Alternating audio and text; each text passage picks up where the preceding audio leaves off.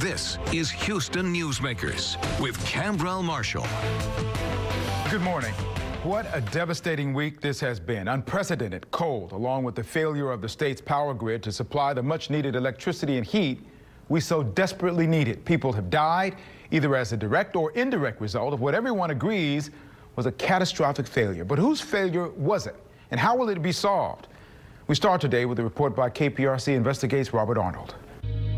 We need our power out here. Millions without lights or heat, dwindling supplies creating long lines for food and basic necessities. The cold, it seems to be a bit different than all other disasters. This storm was not a surprise. So why are people freezing inside their homes while others die from carbon monoxide poisoning and house fires in desperate attempts to stay warm? The amount of time that people in Texas have had to be out of service for electricity during a time of extreme cold is terrible. It is unacceptable. That's Bill Magnus, the CEO of the Electric Reliability Council of Texas, or ERCOT. This is the nonprofit organization that makes sure power flows evenly through the state and there is enough power to meet demand. There will, and there should be, significant review of this event.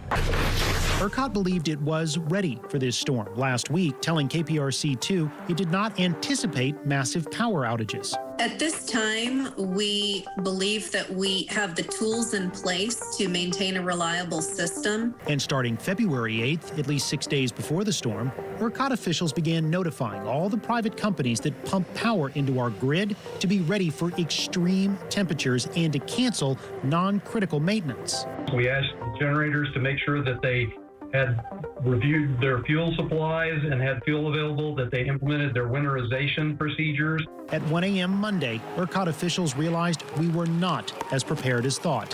185 power generating units, a mix of coal, natural gas, nuclear, wind, and solar, went down during the storm. All that generation tripping offline, that part was not expected. Frozen instruments and turbines, limited gas supplies, and low gas pressure are some of the causes. But was anyone checking these operations to make sure they were prepared? KPRC2 Investigates learned the answer is sort of. At the current time, those weatherization plans are voluntary. In 2011, Texas had similar problems during a nasty winter storm. This more than 300-page report on those problems noted winterization procedures at power producers were either inadequate or were not adequately followed. As a result, ERCOT began spot-checking plants to make sure those plans were followed. But the organization only spot-checks about 100 out of 600 plants each year. We try to focus on the ones that have either had problems in the past or are new plants and may not have had that kind of aware of the best practices and those kind of things. And remember, this process is voluntary. Still, ERCOT officials thought the process was working since Texas weathered another winter storm in 2018 with little impact. We didn't lose any generators, or very few, in January of 2018. ERCOT officials say this storm is unlike any experienced before in Texas, and new standards will have to be written. We focus much more on summer heat waves, extreme heat events, hurricanes, droughts, and we don't think as much about the winter storm events. Rice University Associate Professor of Civil and Environmental Engineering, Dr. Daniel Cohen, has spent years studying Texas's power grid. To have so many facilities go down at once shows us that we haven't paid enough attention to maintenance and weatherization and winterization. Lawmakers want better answers, especially since Texas doesn't penalize power providers whose operations aren't prepared.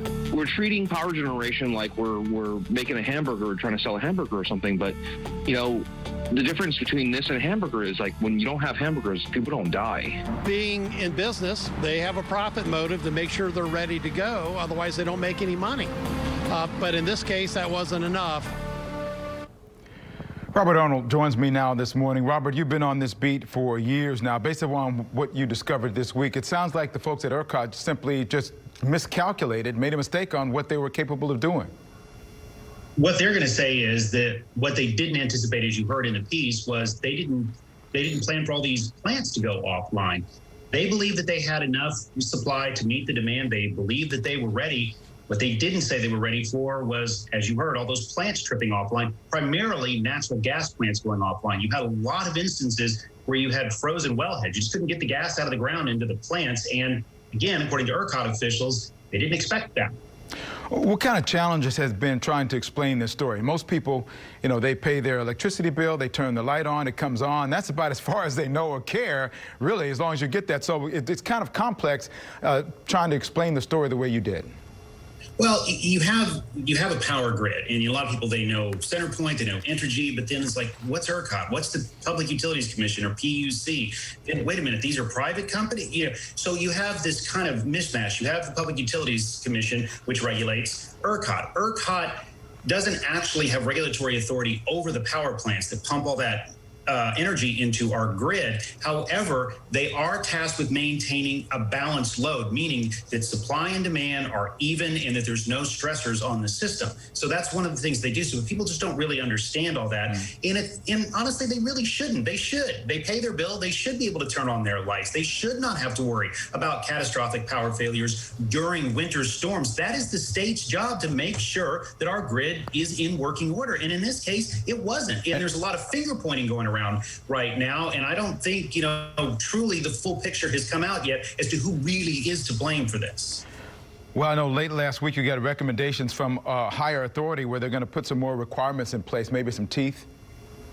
Oh, absolutely. Well, first of all, the one entity that does regulate these power producers is the North American Electric Reliability Corporation, or NERC. And one of the things that NERC is in the process of is putting mandatory winterization, weatherization rules in place. NERC is expected to adopt those rules in November, and that would carry real teeth to it. There would be some real severe penalties if power producers didn't follow these plans. But again, that's not going to come until November. Now, Governor Abbott yesterday said he added another emergency item to this legislative session. He wants the state to create mandatory weatherization, winterization rules for power producers, and he wants the state to set aside money to help the plants achieve those plans. But again, that's going to have to come through the legislature. Well, stay on top of it, Robert. Thank you for what you've done up to this point, keeping those who are in power honest so that those of us who aren't in power can at least have a chance. Thank you, sir.